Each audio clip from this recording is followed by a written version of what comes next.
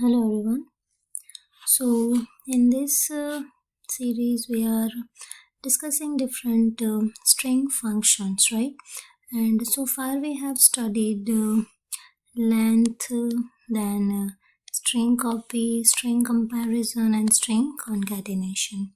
So today we are going to discuss this three functions: str, lwr, upr and the rev. Very easy functions.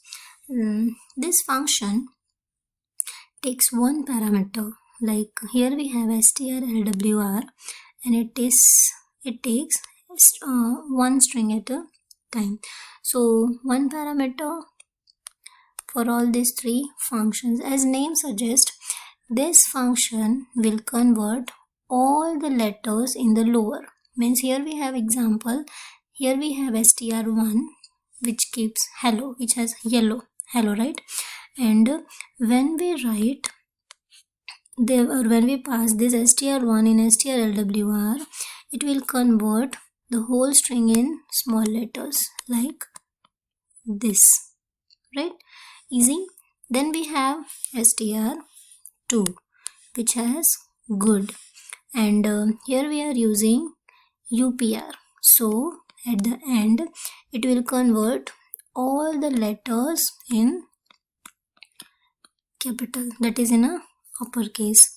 And the third we have str3, which has morning, and it is a rev, means it will reverse the string. So at the end it will have g n i n r o m, this way, right? So these are the three functions which takes one parameters. So it's very easy.